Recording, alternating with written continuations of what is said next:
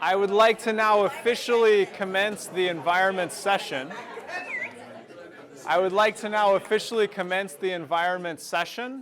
Welcome to all of you. What we're going to do is as follows. We're going to have 10-minute presentations by Marc Laitin, then Rick Larrick, then Kelsey Jack, then Paul Ferraro, and then I will go last.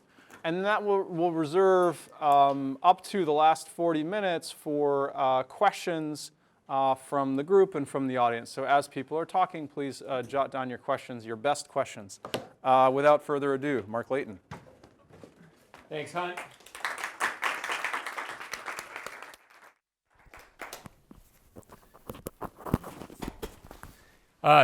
Total pleasure to be here. Thanks, Hunt, for inviting me. And I apologize in advance. I'm a pacer.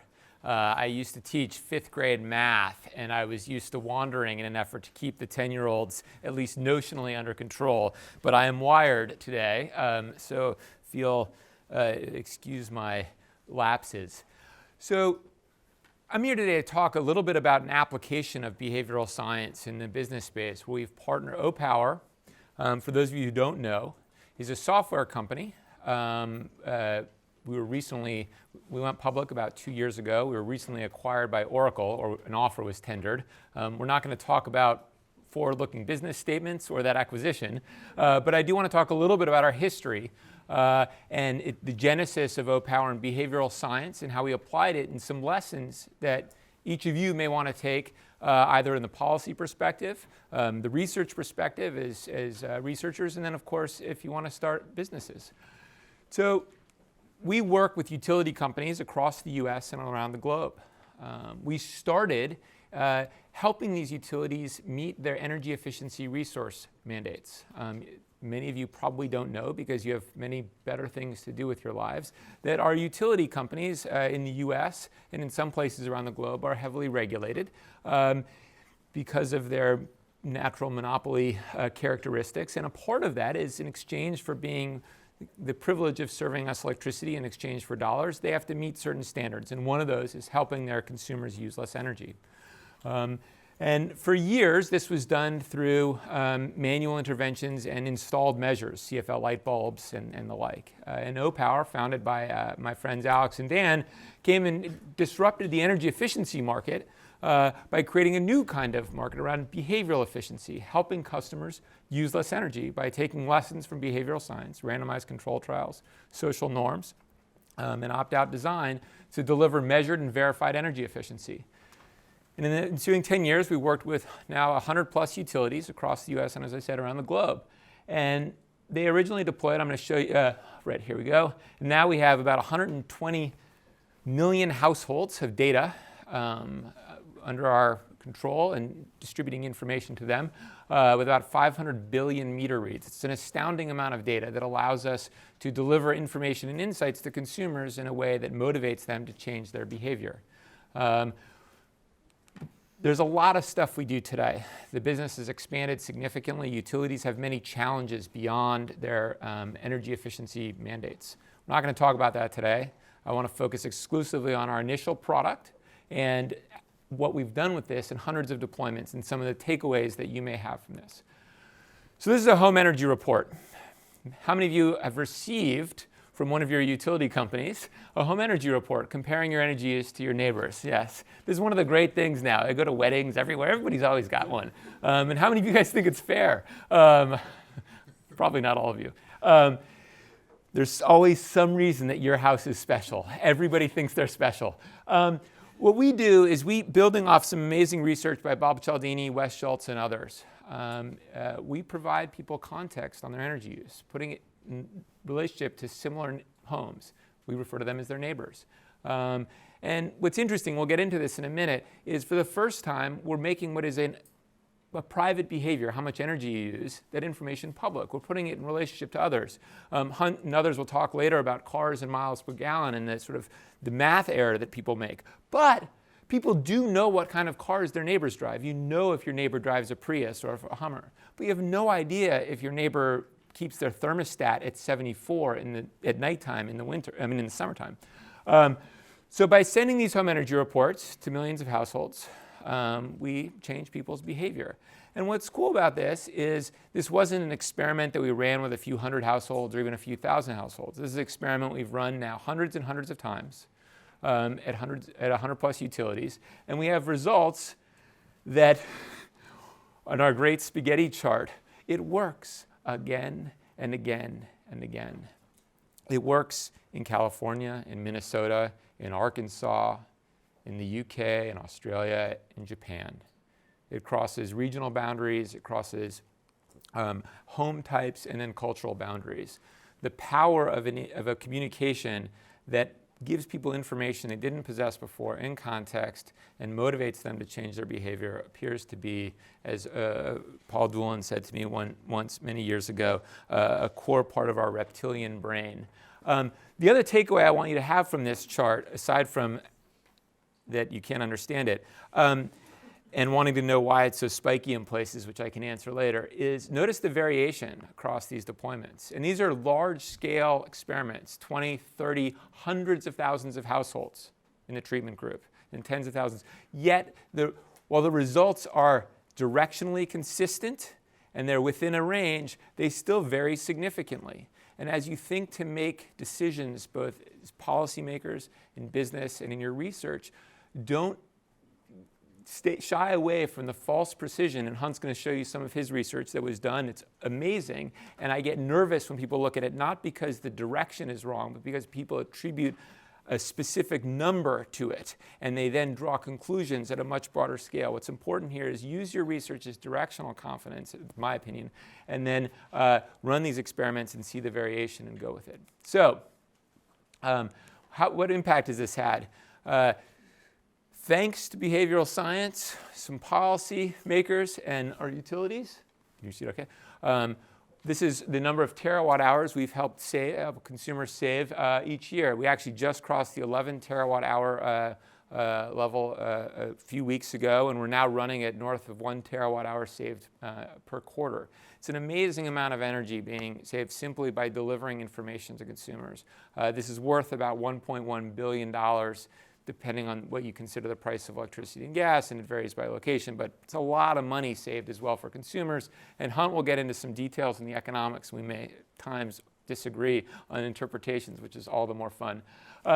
So I want to summarize on two last sort of moments for this and then hand it off to my esteemed panel colleagues. So nudge is interesting in that it often results in small changes by each individual. And so to deliver meaningful, large-scale change, you need to reach a lot of people. The key insight initially for Opower was an opt-out design. Hunt's going to talk a little bit about targeting and how we may want to balance that with opt-out, which is an interesting sort of addition to this question. I have a prior that targeting is quite challenging, but I have not seen code as great as his. The second is, look, everybody loves digitization and how we're transforming the world in which we live in. Opower built an amazing business. We've evolved a lot since then, but on the power of paper mail. We send millions of pieces of mail a month, not because I love the mail and not because we're trying to prop up the US Postal Service, although I have a soft spot in my heart for them, but because it's a way to reach everybody. Everybody reads the mail. As you look for the channels to deliver the change that you want, look for ways where you can reach everybody. And also ways that are not so ephemeral. One of the downsides of email is it's here and then it's gone. Paul just reminded me of an email he sent 3 months ago. If I didn't respond within the first hour, I would have forgotten, or I forgot, in fact. Sorry, Paul. And so paper is very, people, they hand it, they show it to their kids and so on. Another piece, this is not a disruptive business. We're not Uber. We're not changing the taxi industry. We're partners. We're partners with utility companies and their regulators. You can build great businesses and make great change partnering with the existing infrastructure. Not everything has to be disruptive. We disrupted the energy efficiency marketplace, but our partnership was with the utility companies, and we work in collaboration with them. And finally, the design and who your messenger is very much matters. We have a number of competitors who've been challenged to see those same spaghetti results, in part because I believe they've underinvested in their design and content. I'm going to do my last slide. I got 1 minute. This is pretty darn good timing. So I want to leave you with sort of two thoughts on what I refer to as the primordial soup for a successful nudge business. One, who's the nudger? This entity must both have the data and accrete the benefit from the behavioral change you're trying to get. I think a lot about, for example, my auto insurance company would love to get me to drive more slowly. And Verizon has pretty good insight into how fast I drive.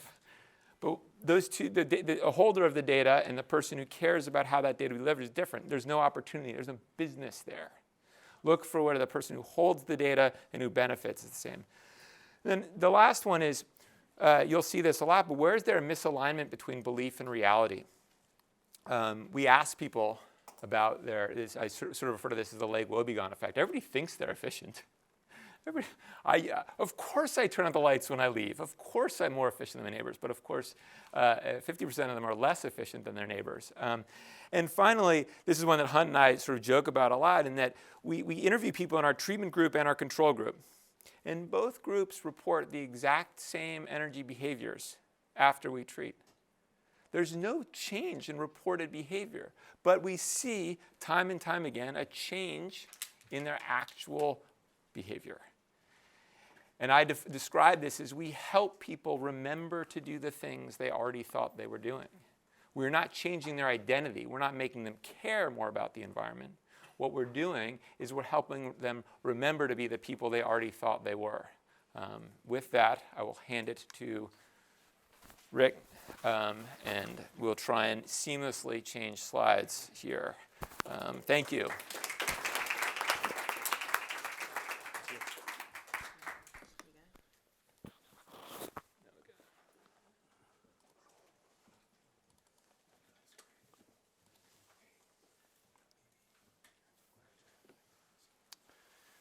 So I will pick up right where Opower has left off and talk about, if we want people to understand their energy use, can we use psychology to derive some basic principles of where people make mistakes and what we can do to help them think more clearly.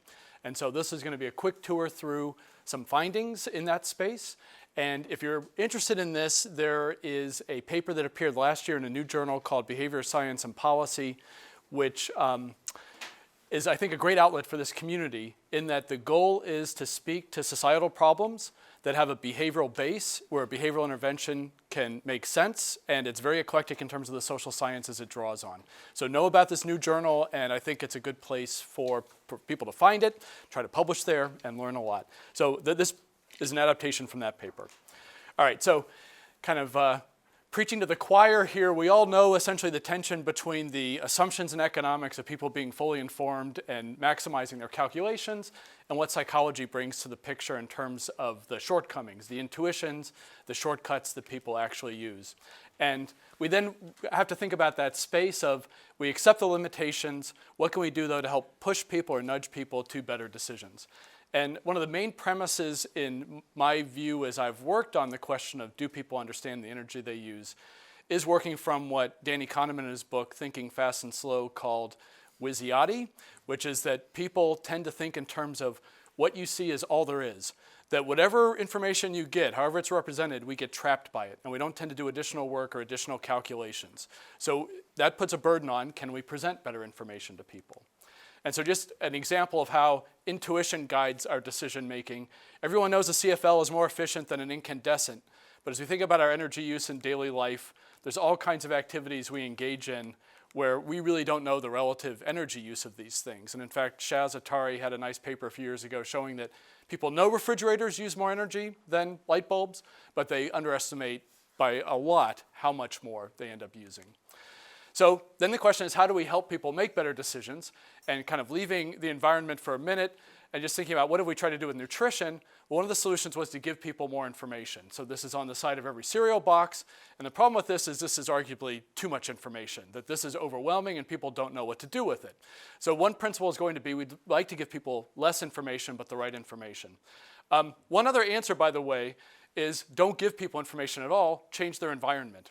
So this is kind of a classic nudge argument. And Brian Wansink at Cornell has a great book called Mindless Eating, where he shows, for example, that if you just move the salad bar from the wall into the center of the room, you increase the uptake of purchasing salad by 30 or 50%. So don't make people think, don't make them make decisions, just put it in their way and they will do it. So I want to be a bit more optimistic that, for one, policy requires us to give information, and that some people will use information. So if it's going to be provided, let's make it better. And one example of this has been the EPA label that was revised in 2013. It got criticized for arguably having too much information on it, but I've really been interested in facets of this, which is if you wanted people to really understand what's going on with their car, I would argue they made a lot of good changes and they moved things in the right direction with this label. So the 4 principles I want to offer based on psychological limitations and trying to address those has a nice acronym of CORE. So hopefully this will be somewhat sticky. That you want to provide a consumption metric and not an efficiency metric when you are telling people about energy, and I'll explain that shortly. And even more generally, the C in CORE can be thought of as do calculations for people. Don't expect them to be doing even moderately hard calculations. O, translate abstract energy information into specific objectives people care about. Let them know the impact on their personal costs and on the environment. Provide relative comparisons, and here's where Opower has led the way, the value of telling people, where are you compared to some benchmark, for example, your neighbors. And then finally, expand important outcomes, that we often get numbers in the smart metering world that might be some pennies per hour of electricity use, and that doesn't get people's attention. So these are the 4 principles I'll try to illustrate quickly as we kind of talk about the problems of energy decision making. So what's wrong with MPG, which is what we're used to in the US? Imagine 2 people driving the same distance every year. They're considering trading in their cars from 10 MPG to 20 or from 20 to 50. Who's going to save more gas after the trade-in? Well, our intuitions are pulled toward that big difference between 20 and 50. It's a bigger difference and it's a bigger percentage improvement. And in fact, most people answer B to questions like this, but that's incorrect. And the problem is there's a reciprocal relationship here where you need to divide a distance like 10,000 miles by the MPG to actually see how much gas you're using. And if we do that math, it looks like this.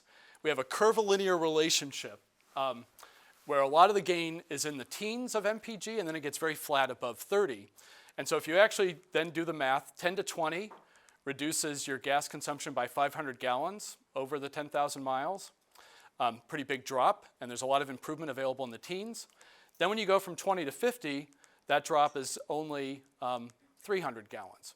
And so counterintuitively, what you really want to do is get the SUVs off the road and get people into the 20s, because those are where the big savings are, and we want people to understand that. And just another kind of metric to just make it on a smaller scale, which has been adopted by the EPA, is to give people gallons per 100 miles. And if you just kind of see every change in the 20s here, in the teens, is knocking out another gallon every 100 miles of driving. So an improvement from 10 to 11 is about the same magnitude as improvement from 33 to 50, which most people find very counterintuitive. Okay, second principle, translate energy to personal objectives. So in a series of studies, we had people think about a more efficient car that costs more and a less efficient one that costs less. We would give them gas consumption and annual fuel cost in one condition. Another one, we added greenhouse gas information. And the main thing that we wanted to test was, do people recognize annual fuel costs as a perfect proxy for your greenhouse gas emissions? And our suspicion was people don't recognize that, and they therefore, if they're environmentally minded, won't prefer spontaneously the more efficient car on those grounds. And so the x-axis on this graph is a pro-environmental attitudes, and the y-axis is preferring the more efficient but more expensive car in a pair of cars. And so what happens is people don't act on their attitudes if they don't get the greenhouse information, if they only get cost. But if we actually give them the greenhouse gas information, now we get a relationship between the fact that they care about the environment and choosing the more efficient car. So you have to kind of help people by making the connection that they don't actually make on their own.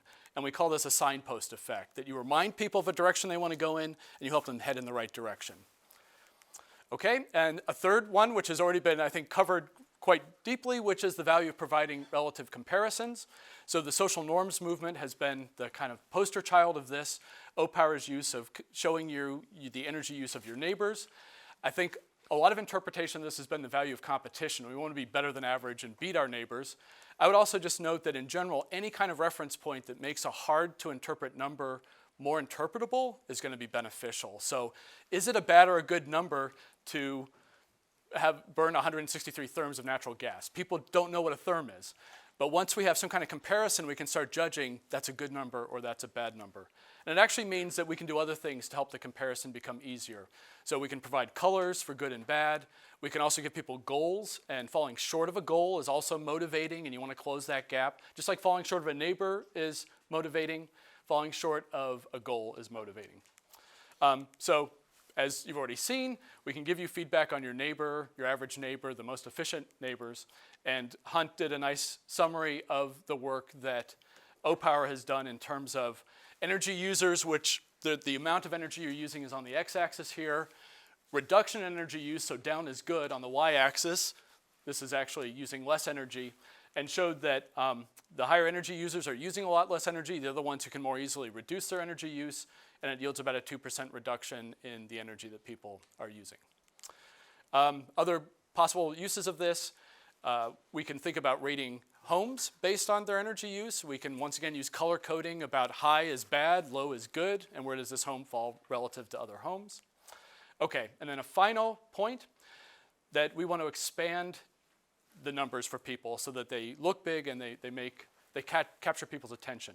So pennies people ignore, big numbers people pay attention to. And this was actually motivated by a slightly different line of research which I had done, having people think about two cell phone plans, marked A and B here, that had a price per year and a kind of quality measure of how many dropped calls you experienced. And in this framing, people want to save the $60 difference in price because the number of dropped calls seems very similar to each other, 4 and 6 roughly. And so the slight majority of people prefer the cheaper plan and to save their money there. But we can rescale this so that we talk about number of dropped calls per 1,000 calls, and we can think about prices per month rather than per year. And now the number of dropped calls looks big and bad, and the price per month seems trivial because it's only $5. And now we have the majority of people favoring the more expensive plan that saves fewer dropped calls. So people with the same information end up making these different choices, and we can use the same principle with energy. So David Hardesty at UBC has shown that if you give people cost information for light bulbs, TVs, furnaces over different time frames, 1 year, 5 year, 10 year, there's generally a monotonic increase then in the y-axis, which is preferring a more expensive but more efficient product at the end of it. So that's it. I hope that core will stick with you and that these are a basic set of principles for helping people understand energy use and be motivated to act on it. Thank you.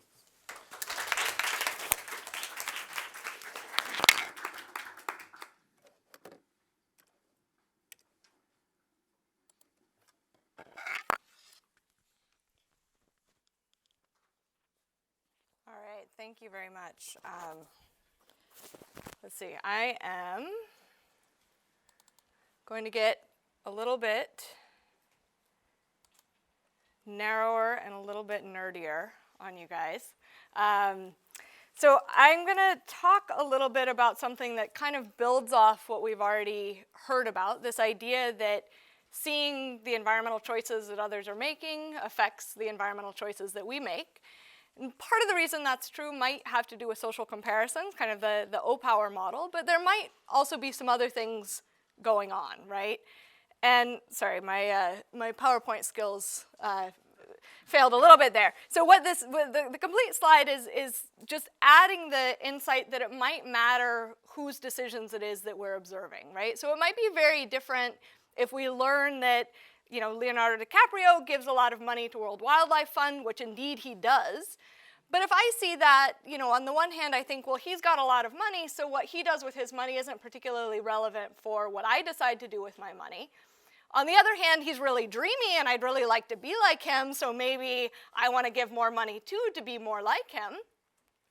Or if we think about somebody else, another type of leader, an elected official like Boston's Mayor Marty Walsh, who does indeed ride around in a hybrid car, versus the fact that I see my neighbor parking a hybrid car in the driveway every day.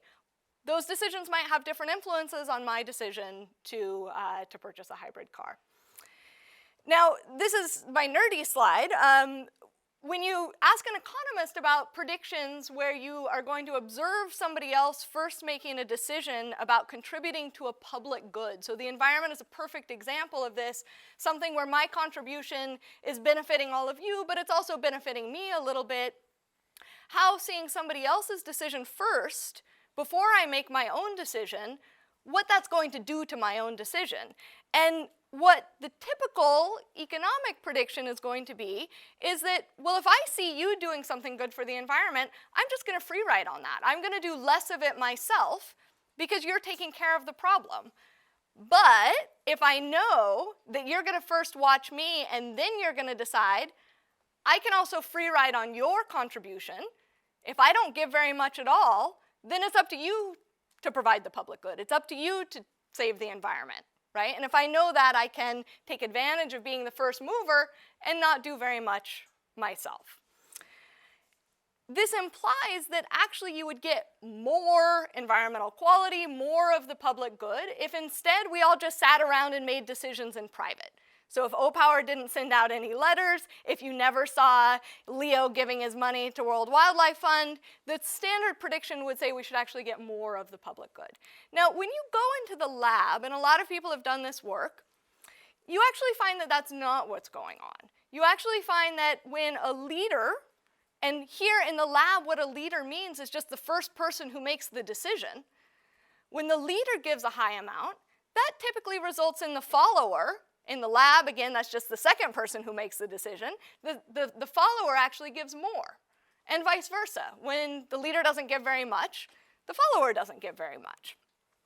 There could be a bunch of different mechanisms behind this, and there have been a number of studies in kind of a lab-like environment that look at what that could be. So it could be that the first mover, the leader, has some extra information about the public good. Right? And so I watch that person making their decision, and if they're giving a lot to the public good, well, that must be a really great public good, right? If you're giving a lot to fight climate change, wow, climate change must be important, so I better do something too, right? So it could be just an information story.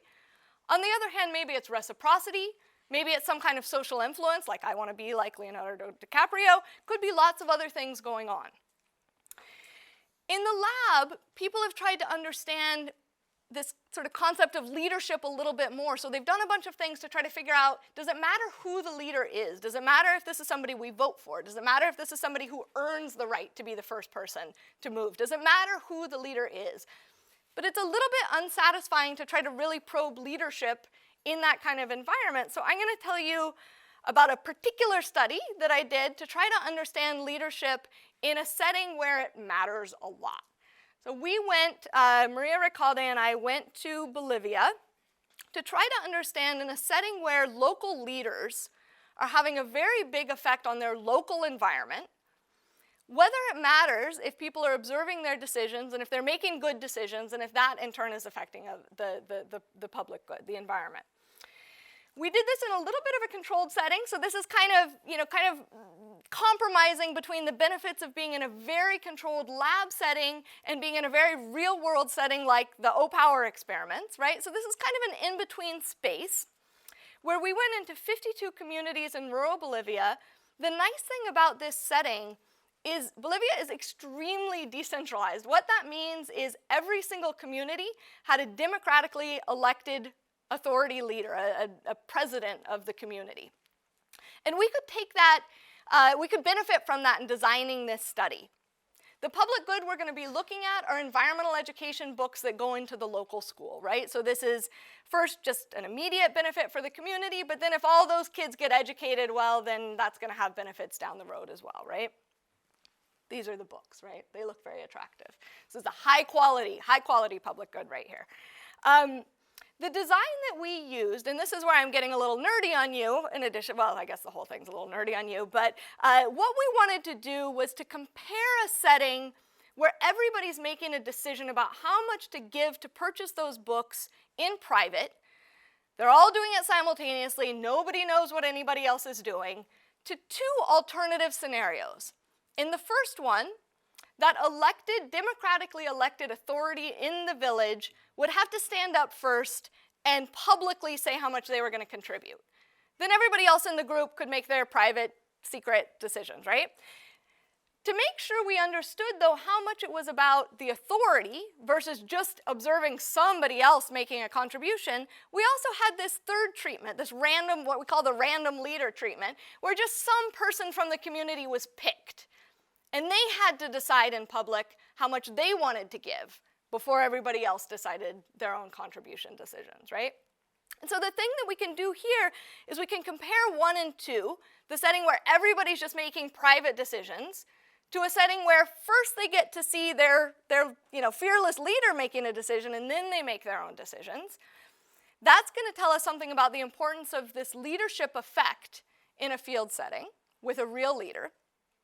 But then we can isolate the importance of, does it matter who this is? Does identity of the leader really matter?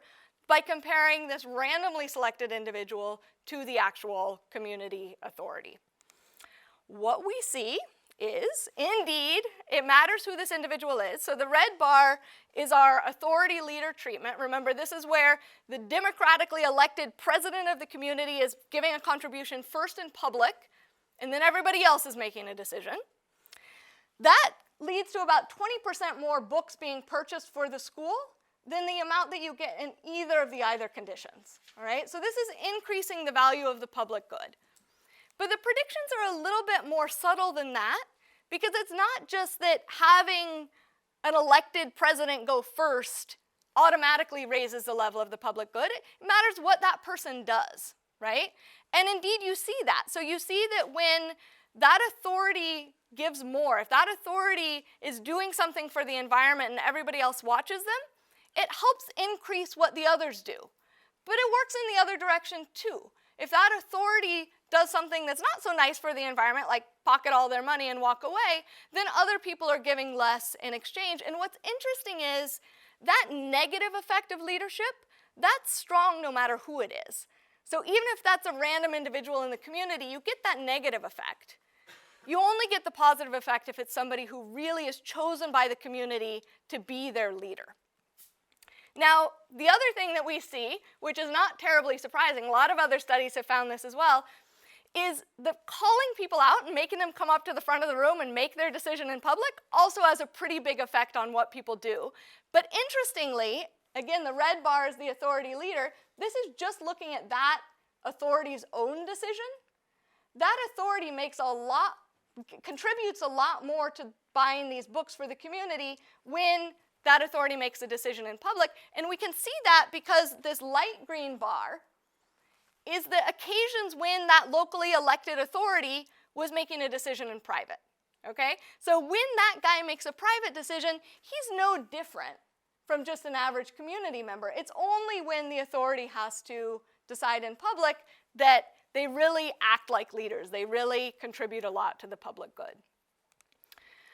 We do a little bit of work to try to understand why this is. I'm motivated that, it could just be about information. So indeed, if you have a real leader in the community making the decision first, people might really look to that decision as being informative about, are these books any good or not? We see some support for that, but it certainly also seems like the characteristics of the people who the communities are electing to be their leaders matter a lot. So when you see a randomly selected person who looks like a leader in terms of observable characteristics, they're richer, they're better educated, they're men typically, that people are more likely to follow that person's example. So some of it is just, who do we choose to be our leaders? That seems to matter a lot in terms of how much we actually follow their lead. Okay, so what? You went to Bolivia, you did some funny things in the community. What does all of this have to do with policy a little bit more generally? I think that what we're seeing here is the idea that publicizing the environmental actions of others, and not just your neighbors, not just sort of the social comparison style thing, but really saying, what are the people who are political leaders, opinion leaders, others, what are they doing?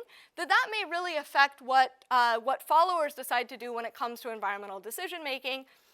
And at the same time, it may help if these people know that they're actually being watched.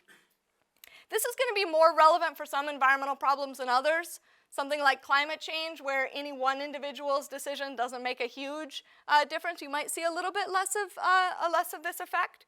And I think there are a lot of open questions that this research can leave us with, including all of Harvard's efforts with greening campus, with other environmental actions, whether we should expect to see similar things at an institutional level. All right, thanks very much.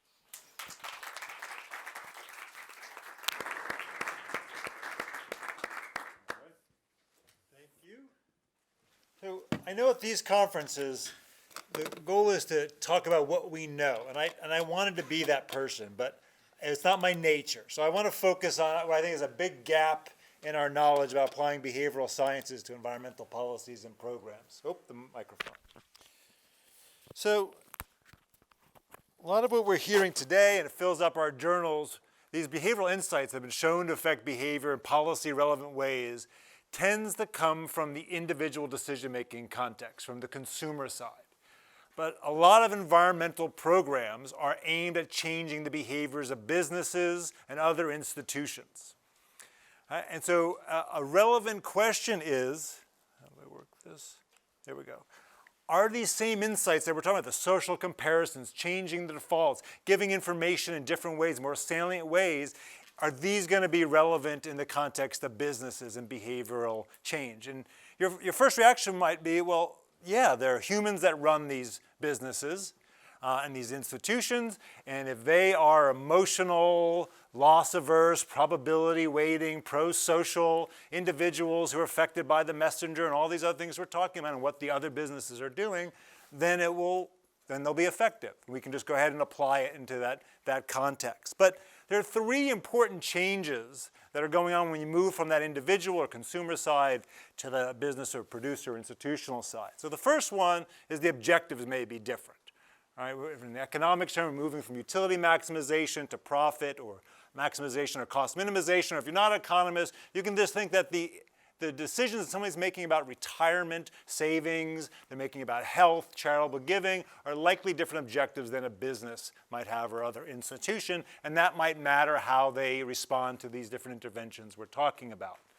More important is the issue of competition. Right? That businesses often are operating in competitive environments, and this may affect how they respond to these behavioral interventions. And there's two hypotheses out there. There's one, this idea that competitive markets beat the behavioral anomalies out of us. Right? That you end up in these money pump situations. I do active action X because I'm loss averse.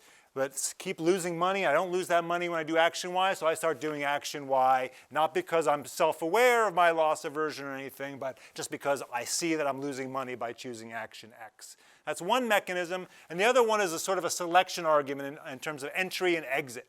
There's certain kinds of people tend to go into business in these environments, and they might tend to be people that are more like neoclassical economics assumes agents are, and those people are going to persist in these markets. The people with lots of behavioral biases who can't understand miles per gallon versus gallons per mile, they are not going to survive in a competitive environment and will eventually exit. And therefore, they might not be as effective. And third, we're talking about moving from individual decision-making to group decision-making. And there's a lot of experimental evidence out there, and there's arguments over this, but that groups look to be more rational in the sense that they seem to be less prone to some of the problems that we see in individual decision making. And in businesses, you have an extra thing of the issue of the bureaucratic, the hierarchy, the principal agent problems, that the person who's getting the, paying the bills for energy may not be the person that's using the energy in the plant. Right? And all these sorts of these elements of the group decision making may make a difference.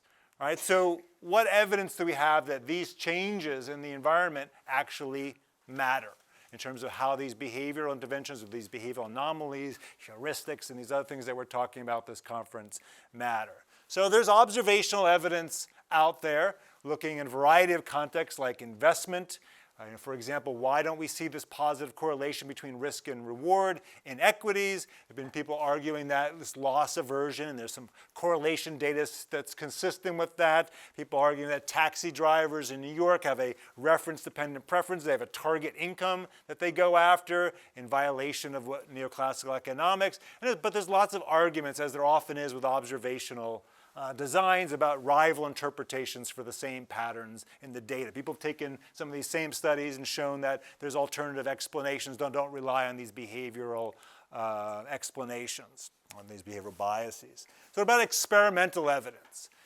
All right, so the problem is when people are looking at businesses and we run lab experiments, all we're doing is bringing in students and say, you're a business now, pretend you're a business, and you're going to make these decisions. So we're really still in the individual decision-making context. Or sometimes we'll bring in adult portfolio, you're all adults as undergraduates, but you're bringing in portfolio managers, and then you have them make individual decision-making in the lab. It's not clear that's the same sort of decisions they make in the business environment. And increasingly, we have got field experiments within firms, people doing these organizational behavior, using non-financial incentives to motivate people. But what we really need is between firm experiments. Right? That's what we're talking about here. The firm is the unit of analysis, the decision-making unit. Do these interventions, social comparisons, changing the defaults, giving more information, making things more salient, do they matter? So let's just talk about some recent experiments in this domain, some of them which are mine, but I think this is a big gap in terms of not having a lot of insights on this particular domain. So in the United States and in Europe, we pay agricultural businesses, farmers, to provide public goods, these impure public goods where they change practices on the land that supposedly generates benefits for them, as well as these external benefits. So we've been running these auctions where agricultural businesses are bidding how much they're willing to pay for these certain practices that reduce environmental externalities. And they're bidding what's called a cost share, meaning what percentage of the cost of this practice are they willing to pay. So if they're willing to pay 100%, that means they'll pay for the entire practice. If they're willing to pay 0%, they're not willing to pay for any of it. Some outside agent needs to pay for that practice to be put onto their property. And so in these auctions, we've done a variety of things. One thing is we just changed the default starting bid. So in the auction, they're using a slider, or they can type directly into a box what their cost share is. Some of them are getting the cost share starting at 100%, and they can move it to the left or down. Or some are getting starting at 0% and moving it up. And we're talking about contracts that are up to $30,000, $35,000. So it's a fair amount of money. It's a competitive auction. These are businesses that have been dealing with decades with these kinds of conservation contracts that the government has been paying them to do on their land. These were slightly different so that they didn't compete with the government programs, but they're very similar in terms of they're familiar with this good. And what we found is that the starting point seems to matter, right? They seem to be anchoring going on that you get 9 percentage points higher bidding if they're starting the 100% starting value than if they're starting the 0, and it's a fair amount of money that they're leaving on the table as a result of it. So suggesting all these anchoring effects, reference dependent effects that we see on the individual decision-making side, consumer, we might be seeing on the business side. So these are farmers, so they're individual businesses, sole proprietorships, may not hold if they were bureaucratic organizations, large ones. What about reducing complexity, raising the salience, that we're boundedly rational, we need well-timed reminders. So again, it's from the agricultural sector. So the USDA ran an experiment in 2012 where they have this big general sign-up for this program that pays farmers, a $2 billion a year program, pays them to take land out of production and do environmental things on that land. And they tell them, that the sign-up's always, it happens all the time, it's been going on for over 30 years, great. And they said, okay, we'll tell them, remind them in January that these are people in the program already, so not newbies, people that have been in the program with a 10-year contract. Your contract's expiring, the general sign-up's happening in March and April, and if you want to be participating, go ahead and participate. We encourage USDA to send a time reminder during the sign-up, and they said, why? This thing's been going on every year for 35 years. These guys have been in the program for ages. They know about this program. They know about the sign-up. Everybody's talking about it. That'd be a waste of time to send a reminder. So we send the reminder, And we get, again, not big, but 2 percentage point increase in the number of offers that were going into the program. And someone took a structural model and calculated the benefit cost ratio as a result of that and found it to be quite large. Again, a very well-known program, businesses where we're talking tens of thousands of dollars on the table, a well-timed reminder seemed to affect their behavior. All right, what about pro-social preferences, social comparisons? All right, we've been hearing a lot about that. People care about it. 1 minute, good. So there have been some experiments, ongoing or new, in this domain with some businesses. So Centers for Medicare and Medicaid Services ran an experiment with doctors about opioid prescriptions, telling them how their opioid prescriptions compared to other doctors. And we're trying to get those who are prescribing a lot to change their behavior. No effect that they could detect. In the National Association of Conservation Districts, these are institutions at the local level, multi-member districts. They're not profit maximizers, but they're collectives that have to make decisions on how much they're going to contribute to the national organization. Just like the charitable contributions domain, giving them social comparisons, so far, no effect on their contributions, unlike in the individual. And in the CRP, they ran an experiment comparing people's behavior to others in their state, so it might be the wrong reference group, seeing if that would change both their willingness to participate and how many practices they would do in the experiment, or not in the experiment, in the program. No effect detectable there. And again, we're talking tens of thousands of farmers. So the evidence base for business and institutional context is far weaker than what we observe in the consumer and individual context. We've got suggestive but limited and noisy evidence of these insights that we're talking about in this workshop and elsewhere might transfer. And I don't know of any study, maybe you can bring it up during discussion, where someone's actually looked at a context where we've got profit maximizers, competitive environments, and a group or bureaucratic structure to the decision making to see if any of these insights we have carry over. Thanks.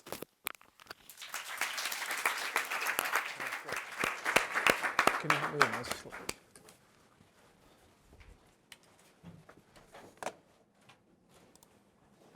Okay.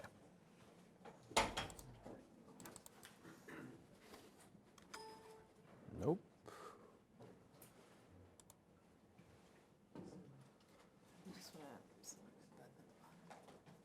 Oh yeah? Here, this should do it. Okay, fantastic. I wanted to recap in the context then of the presentations we've seen so far, recap the 4 themes that I introduced earlier this afternoon. And so theme number 1 was that a lot of this work, I would say Kelsey's work, I'd say Marc Laitin's work at Opower, again, these are examples of where one of the motivations for behavioral science interventions is that it's a substitute for getting prices right. And so let me be clear about what I mean by that. So if the prices that individuals paid for a good reflected the full social costs, we could think of that consumption as a standard consumption decision. So when I buy bubble gum, I don't buy bubble gum, but if I did buy bubble gum, there would be a labor cost that went into that. There would be a materials cost that went into that. There would be an energy cost, a transportation cost, and that all gets rolled into the purchase price that I pay.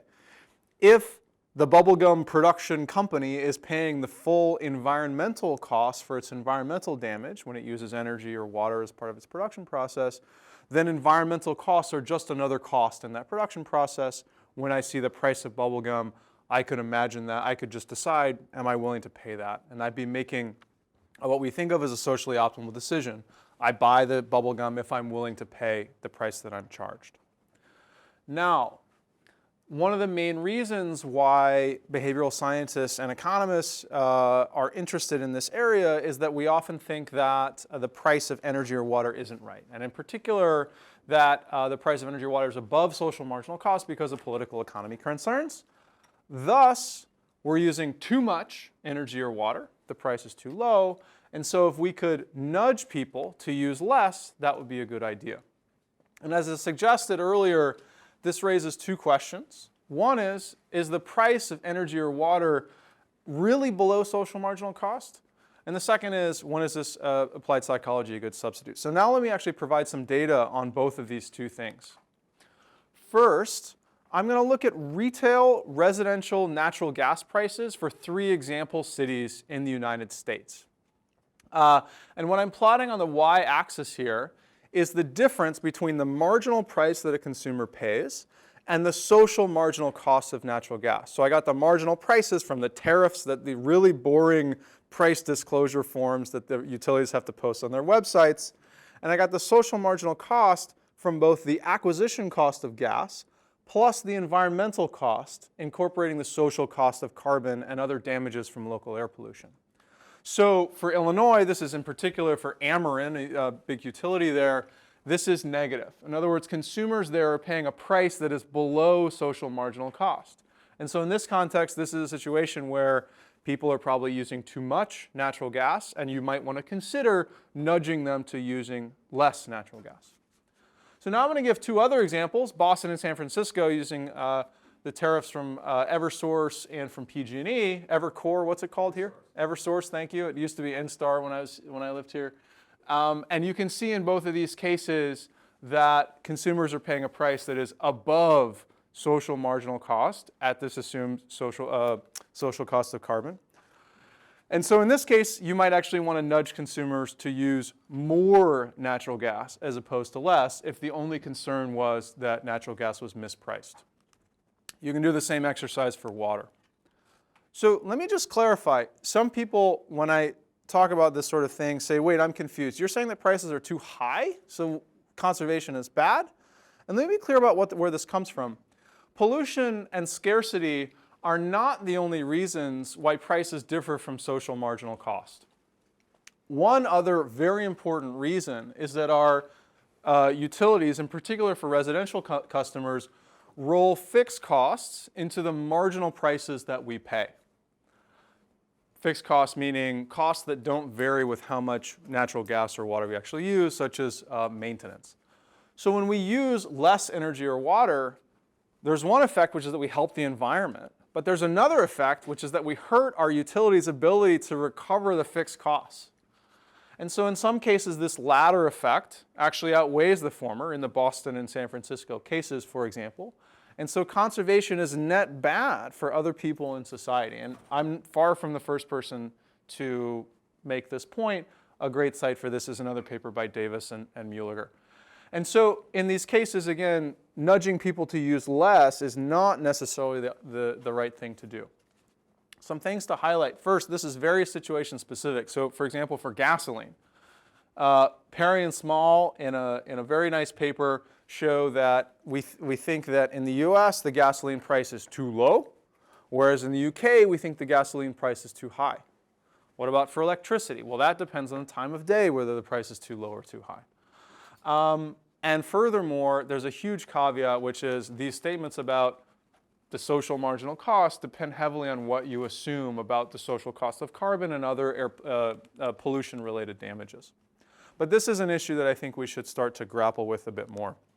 The second core question is to ask, when is applied psychology a good substitute for higher prices? And I'm repeating this example of applied psychology from the Opower home energy reports. And one way to think about this is to ask, what sort of price mechanism does my psychological tool actually look like? Does it look like a psychological subsidy? In other words, it makes me feel good to use less? Or is it like a psychological tax on more consumption, so it makes me feel bad about my existing consumption? Now, I worked with Judd Kessler, who's at Wharton, along with a team of people at Opower, and one of their clients called Central Hudson Gas and Electric, to provide a bit more evidence on this issue. And in particular, what we did is we sent people, Opower sent people 4 home energy reports over the course of a year, and then as part of this experiment, we sold people the next year of home energy reports using something called the multiple price list. And we use that to have people pay their own money for home energy reports in a particular sense, and we can elicit every individual's valuation of home energy reports. I'm going to show you now the distribution of people's valuations of a year of home energy reports in dollars. and this is just the percent of respondents in the population in our sample in New York. So about 6% of people were willing to pay $9 to not be nudged. And these buckets of valuations go all the way up to over 20% of people were willing to pay $9 or more to be nudged. So for these people, the nudge is like a psychological tax. It's saying, I don't like being nudged. These people would prefer not to be recipients. These folks, which are the great majority of the population, think of this nudge as either providing good, useful information or making them feel happier. For these folks, the home energy reports are like a psychological subsidy. So as a summary here, what I want you to take away is that the price of energy or water is not always below social marginal cost, and so we want to think more clearly about why we're encouraging conservation in the first place and in what context we should focus. Second, applied psychology is not necessarily a good substitute for getting prices right. Sometimes it's better, sometimes it's worse. It depends on the person and it depends on the intervention. A second theme is about tailoring nudges to the market failures that they're trying to correct. So a core problem I would say that existed with the early environmental nudges was that the solutions were not well tailored to the initial problem we were trying to solve. So as an example, I once heard somebody say, you know, the energy price here we think is too low, and so I'm going to set up a goal setting program. And the problem with that logic was there was nothing that goal setting really had to do with having prices wrong. And so what I think is happening, and I hope will happen more, is that we'll shift toward what you might call this tailored nudge design process, where you ask, what exactly is this market failure that we're trying to solve? And then what is the instrument that best targets that problem? And I gave earlier this afternoon the MPG illusion example as something that really is in that line of logic. A third theme is better benefit cost analysis. And in this slide, I'm showing how benefit cost analysis, I think, is done in practice. And it's what I would call the cost effectiveness heuristic. So this is from a paper written by someone who I'd prefer not to identify because I'm going to say bad things about this approach.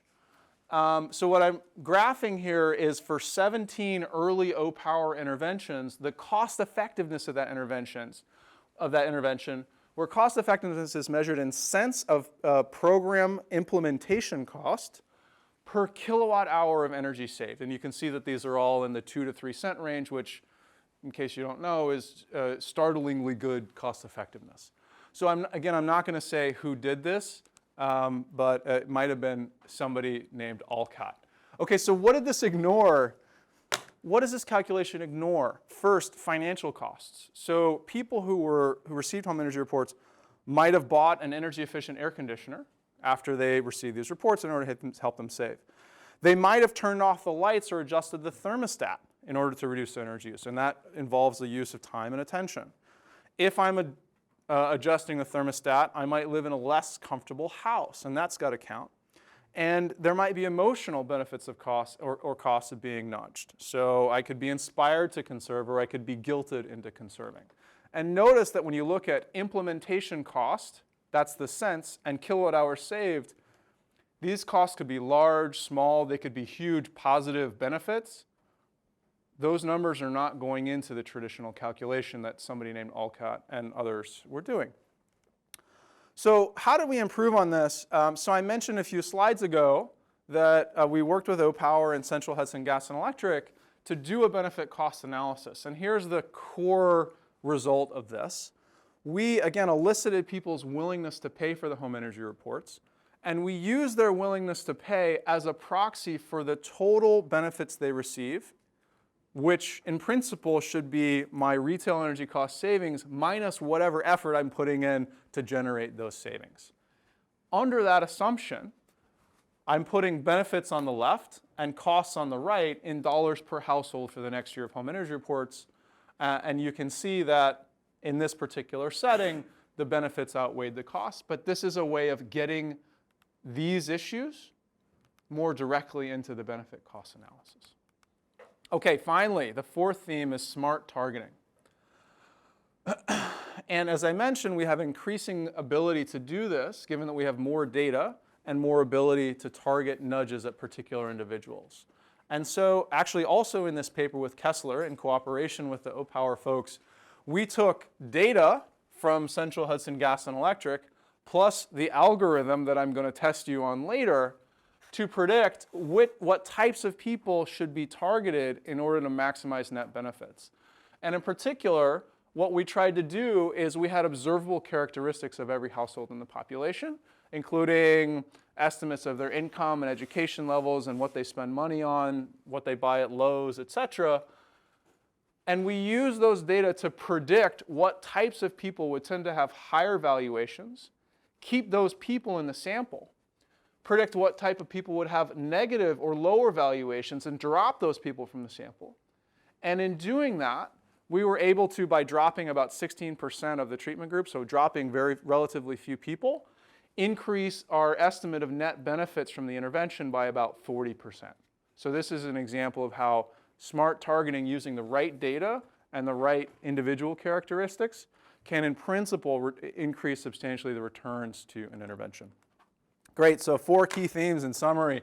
Why are we nudging? What's the market failure we're trying to address? Once we've established that, what's the nudge that's best tailored to that market failure? Third, how do we determine which nudges have the highest net benefits? Can we improve our cost-benefit analysis approaches? And fourth, how can we target nudges to maximize net benefits? And I hope that we've given you a little bit of insight into each of those 4 key themes so far today. Thanks.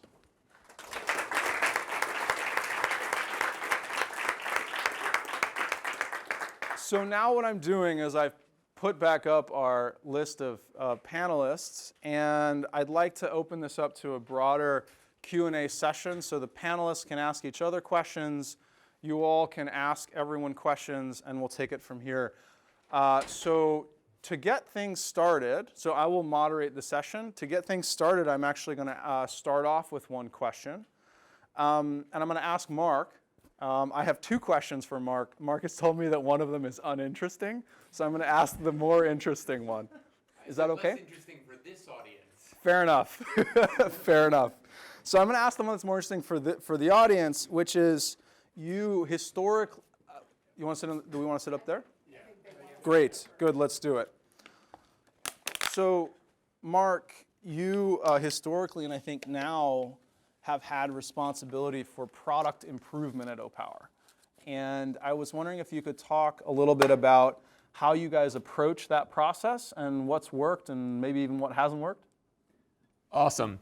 So one of the unique pleasures at Opower is when we're running large-scale randomized control trials with 20, 50, 100,000 plus treatment group customers is that we can then run in-treatment group experiments. And in 2011, 2012, we were under pressure to deliver more cost-effective savings. And so we invested a ton of time running multiple variations on our communications in an effort to identify tweaks to the program that could deliver increased savings and also potentially improve satisfaction, change the ultimately what Hunt measured so interestingly in Central Hudson. So the top level is it was really hard to get a meaningful result. The simple normative comparison was incredibly powerful and drove, was difficult to sort of improve upon and detract from. A couple takeaways I can provide. We tested including energy efficiency advice and recommendations. And one of the big questions there, people often responded negatively to our tips, in part because they seem not salient or relevant to them. I already do that. So we cut them, and we saw about a 20 to 30% reduction in savings from the people who got no tips. They liked the reports more, though. They just saved less energy, which is an interesting outcome. I attributed this to that people would see these tips and they would react to them and say, those idiots, what they should have told me to do is this. And it would then lock in their brain the activity they should do. And So while we were not coming up with the right tips, we were getting people to think and ask questions. We tested referent group names. Do we call you neighbors or similar homes? We gave people commitments, set goals for them, total failure. We attempted to get people to sign commitment cards.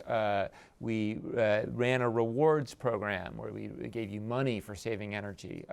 That was great. It didn't, the addition of extrinsic motivation didn't change the impact of our core program while adding all kinds of other benefits, much more digital engagement and so on. So those are some of the fun ones. But yeah, goal setting was a disaster. You didn't crowd out. You didn't see any crowding out from the extrinsic. No, that was one of the exciting findings. There was we had about 175,000 people receive home energy reports plus rewards, and then 25,000 people only home energy reports, and then 25,000 people nothing. Again, the scale of it, it's awesome. It's super fun. And we saw no difference in savings behaviors, but much higher digital engagement and then enrollment and all kinds. We were able to motivate all kinds of other activities as you would expect from a rewards program. We could motivate one-time actions, signing up for e-bill, signing up for home energy audits, the kinds of things that are very difficult to do with intrinsic motivation. And so has Opower really backed off on the experimentation since then? We've moved it into different areas. So on measured and verified energy efficiency, we've locked in a program we're pretty confident in, but we've emphasized a lot more of our experimentation around demand response, changing people's load shifting. One of the big challenges in the energy business is peak usage. And then also around trying to move people to digital engagement. How do you reduce call center volume by providing people insights on their energy use about upcoming high bills, predicting high bills, related to outages and so on. So that's where the sort of experimentation is happening now. Great. So if there are other questions from panelists or from the audience, let's start to open things up. Yes, please. Yes. I have two questions for Marc, actually. And anyone can answer, but it's mostly related to the Opower example. I'm curious to know if the comparative scales, if it may ever reach a point where it's no longer motivating. Either people are doing the effort and maybe everyone's doing the same effort, so you don't see yourself changing, or at some point you just stop caring. My second question, if you've ever tried to do the comparative scale, not on a household, but more on community to community. So one neighborhood, like billboards saying, Poughkeepsie's better than Wappinger Falls kind of thing, and tapping into like group cohesion and collaboration. Awesome. Two great questions. So there's a paper written by a guy whose name rhymes with Malcott about sort of the long-term impact of our program and persistence, which is to some degree what you're getting at. I would frame it this way. We see over time a continued small-scale improvement year over year as we continue to treat. If we stop treatment, within 12 to 18 months, Hunt's research and others shows about 50% of the savings dissipate. I attribute this to a portion of the savings we see is people making changes in their either settings or in their installed measures. So either they are putting in more efficient light bulbs, or for example, they're changing the temperature on their hot water heater, one-time actions. Then the other 50%-ish is behavior change. The small-scale continued improvements, interesting question. One of the fun things about this, by the way, is we really have no idea what's actually happening. We're all triangulating and guessing, so it's super fun. My guess is only slightly better informed than yours, which makes it probably more wrong. I believe what's happening is over time, people have to replace large-scale things in their home. Your refrigerator breaks, your HVAC, and we make people slightly more likely to buy those efficient devices over time when they're receiving these treatments. On the other one, I would love to. We did a small experiment in Palo Alto with this. It was very hard to measure. I tried to persuade some Japanese utilities to run neighborhood comparisons. I felt it would be particularly relevant there. We haven't successfully done it, but I think it would be fun. Yes, please. So I do most all of my research is in food choice, but we've tried to do similar types of experiments using social comparisons and some financial incentives. And one of the things that we saw when we did this, and we used a model similar to what Opower used, is that the people who were most receptive to the message were those who tended to be a little bit healthier, they tended to be higher educated, they tend to be whiter. And so I'm wondering if you guys have looked at income level or educational level and response to some of these interventions. And how do we address, there is some intersection between the knowledge and the nudge, and that there may be populations that are a little bit lower on the knowledge and aren't going to respond to the nudge as well, whereas others have the knowledge and that they're very highly responsive to the nudge. So I have my theory, but I'd love to hear from some of the research you guys have done. I'll give my answer in a sec. I don't want to. Have you seen variations? On the types of groups that are responsive? Yeah. Well, so we did a similar experiment with utility on water with the same social comparisons in 2007 during the drought. And we find that wealth is proxied by the value of the home.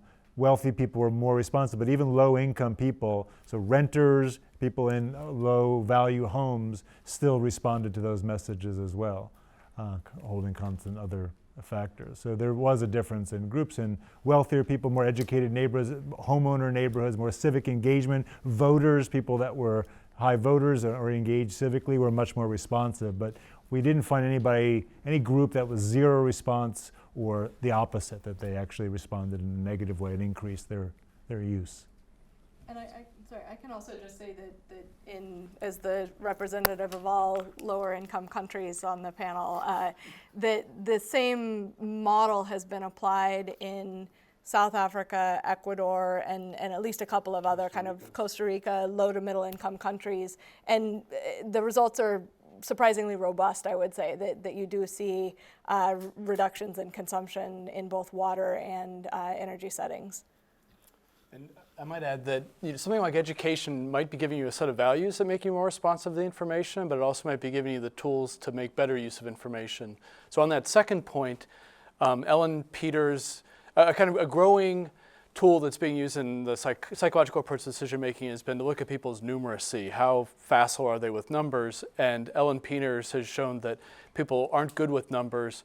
They're the ones who are particularly helped by things like the color coding, so that you kind of know what's good and what's bad. So I think those would be other considerations to bring in. And so from my perspective, one point I'd make in particular is to the regulators or policymakers out there. We see a lot at utility companies who would meet with their low-income program folks, and they would ask for a low-income program. And I would say our low-income program, it's the same as our other program, because low-income energy users, they're just like us, to quote Us Weekly. And this caused some consternation, and I stopped being invited to sales pitches to the low-income teams. But I think it's important that this is in our core DNA, and I think you're highlighting an interesting issue about food that I'm deeply unfamiliar with, and I suspect there's some characteristics related to costs and other people. It is to some degree a public representation, your weight and body shape, unlike your energy use. It's one of the cool advantages in the energy space. There's the true sort of lack of transparency around what other people have and don't have. But yeah, our program, and this is why I'm skeptical of Hunt's targeting, is we've tried to slice and dice our data, wealthy people, educational attainment, political affiliation, and so on, and none of it has any meaningful, the only sort of meaningful target is how much you use, how much energy you use. And so we target higher energy users, and in part because they have lower hanging fruit generally. Let me say just one other thing on that. I think one interesting difference between energy and water, where I think these social comparisons have been very effective and a lot of other consumption, is that energy and water, it's very easy to compare neighbors because consumption is very homogeneous. You're consuming a kilowatt hour or a gallon of water or whatever it is, whereas when you move into the food space, people in different income groups are, my guess, consuming quite different things. Prices may be different depending on where you shop, other things like that may make it harder to drive home these kinds of messages. That's just a conjecture. I don't know any research on that. Yes. I guess it's sort of a follow-up question. Do you have data speaking to what the characteristics are associated with the people who have negative willingness to pay? Yes, we can go and look at table 6 in that paper, but my recollection was that people who have characteristics suggestive of environmentalism, which I think was like you bought an environmental product at a store recently, have higher willingness to pay. And retirees tend to have lower willingness to pay, which is, I think, also not surprising. And there were a couple of other characteristics, some of which I think made intuitive sense, and others of which made less. Were just there. So one difference between doing targeting with willingness to pay versus targeting on treatment effects. And let me be clear. Your question a moment ago was about targeting people who have the highest treatment effects. What we did in the paper with Kessler was to ask who are the people that want it the most, the people that are valuing being nudged the most, which in our framework of asking about not maximizing behavior change, but maximizing net benefits is the right thing to do.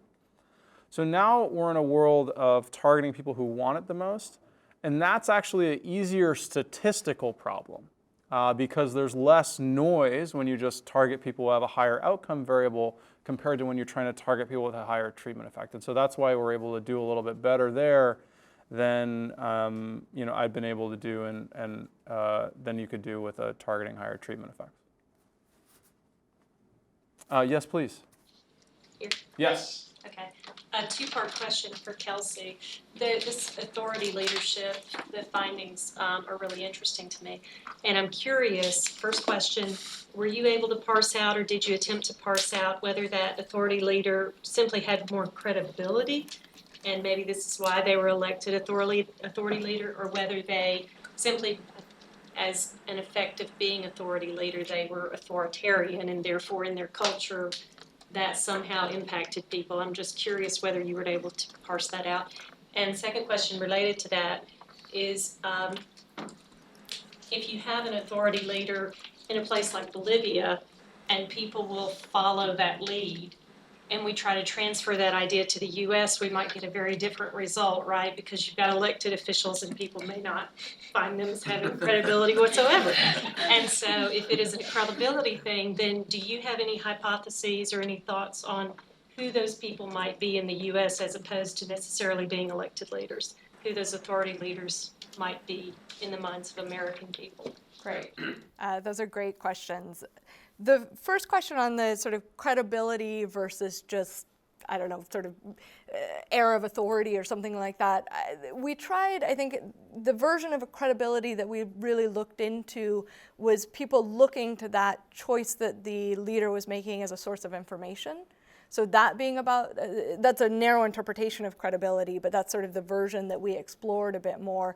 And to get at that, what we did is, for some of the people who were in the kind of follower role, we gave them extra information about the books. So they had a chance to actually look at the books. They heard a little bit about how they were produced, other things like that.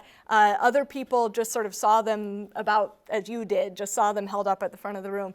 So that's the manipulation that we were able to do in that kind of a setting. And we saw that actually the people who didn't have a chance to really get into the books were more influenced by the authority. And so I think that does suggest that sort of credibility, that they know what they're talking about, that their actions are actually transmitting a valuable signal.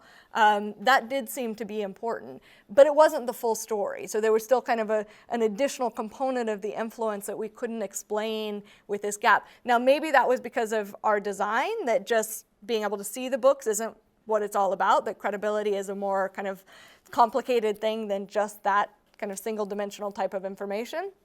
And in terms of just them being very authoritarian, this was a setting where these are very small communities and these people are sort of being chosen from within the ranks. And that's why we looked at the individual characteristics of the people who were being elected and then compared that to the individual characteristics of somebody who was just drawn by us at random to make this first move, and characteristics did seem to matter. So we interpreted that, and this kind of leads into your second question, as being more about the types of people who the community is willing to put up into this leader role, right? And if they're choosing somebody that they would have followed anyway, then they're going to be more likely to follow that individual.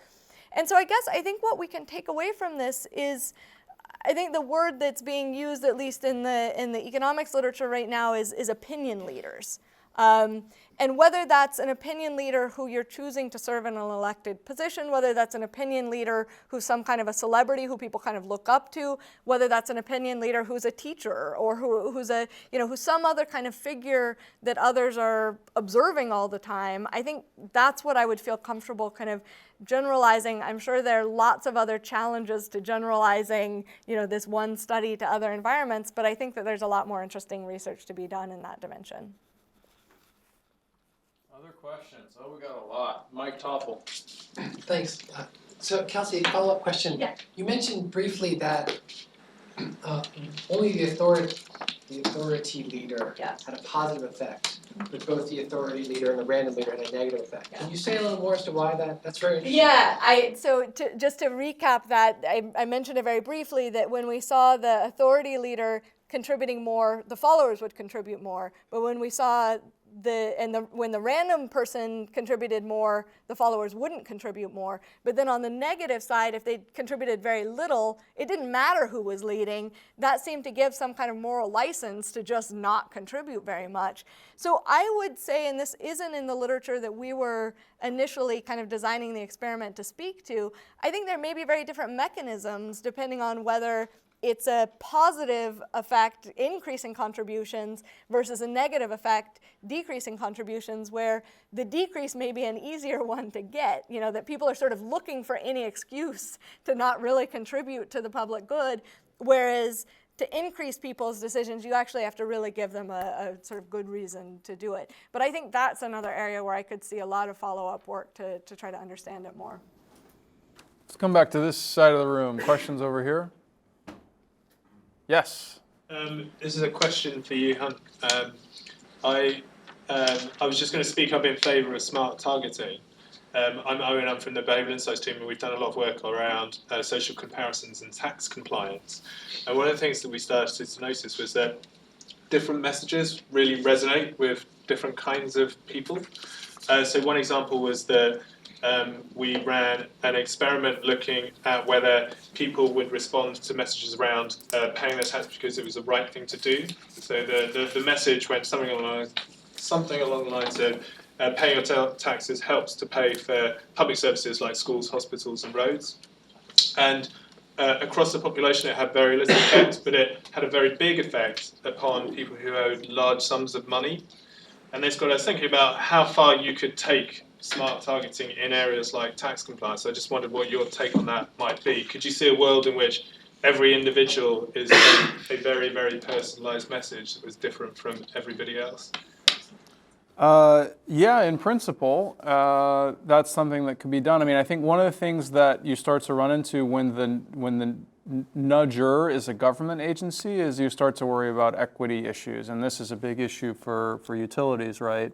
So even if Opower were to come to utilities and say, listen, we think that group X is really responsive, the utility would say, well, what about group Y? Don't we want to serve them as well?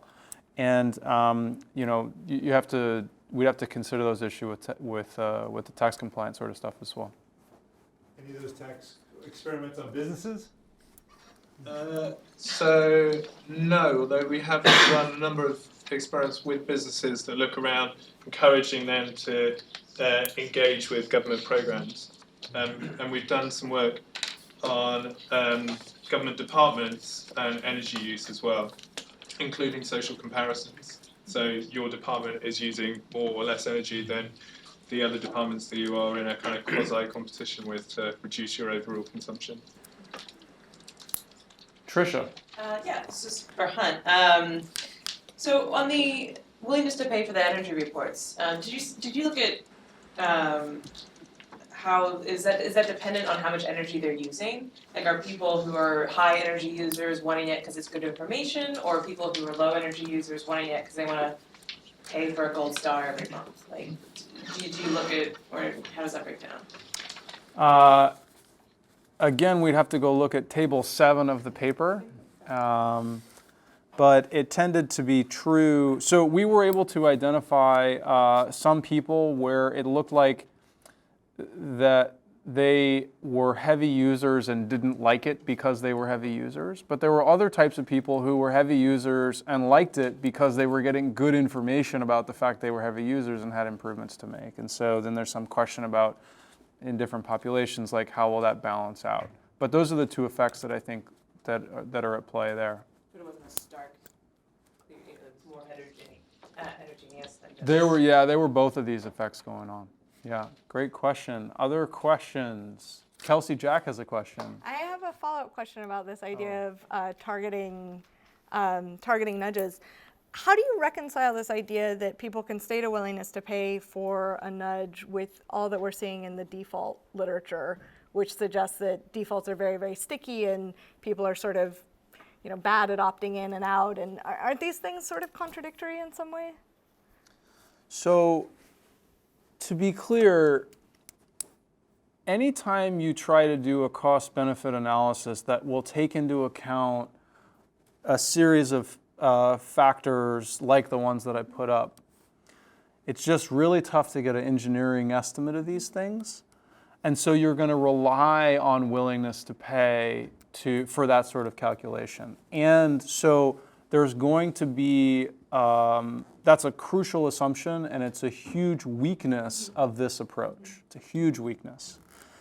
And I guess then what you would want to do is see whether at least you get the same ordering if you frame it as how much would you be willing to pay to have them stop, right? Or something like that, or how much would we have to pay you to have them stop, or that whether there's even sort of in an ordinal sense whether people are consistent across paying to have them continue versus paying to have them stop, or something along those lines. Good. Right? So great. So our particular elicitation mechanism, I believe, so I want to recognize the concerns with using willingness to pay, but at the same time clarify that we chose a setting that I think is relatively promising. And so again, what we did is Opower sent home energy reports to people so that they would know what they were paying for in the future. Yeah.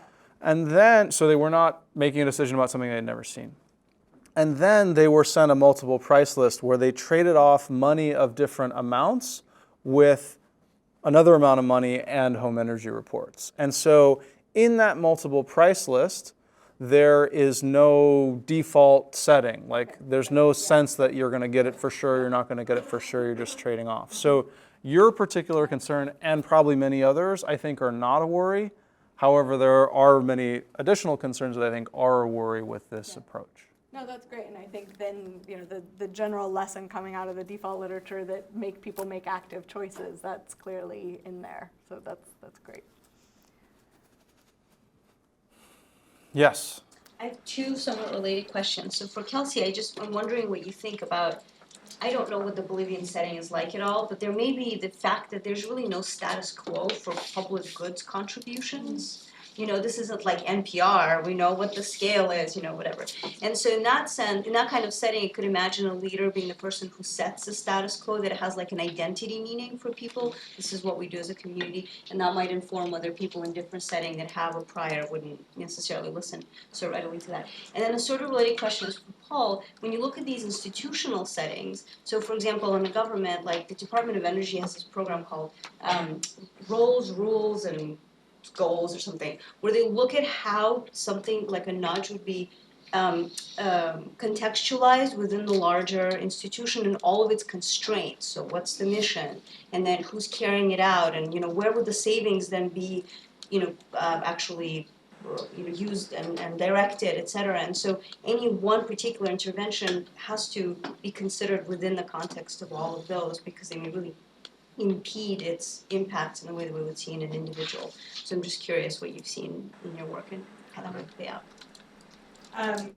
That's a great question, and just very briefly to follow up on that, I think the question of whether a setting where people sort of know less about how they should behave, whether part of what's being signaled by that initial decision is, if you're the authority, you can provide a signal of this is how you're supposed to behave. I think norm signaling is almost certainly part of what's going on, and so figuring out who are the people who can provide a strong norm signal may be part of the challenge for turning this into a policy lesson.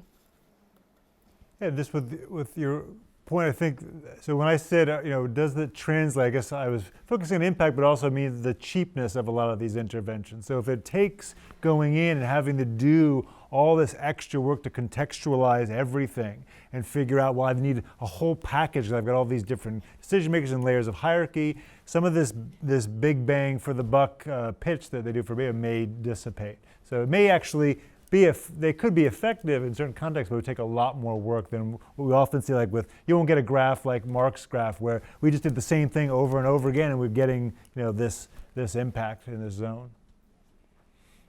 Good. So it is just 5 o'clock, and so at this point I will encourage folks who have additional questions and thoughts and ideas come up and interact with everyone, and thanks very much for coming to the session.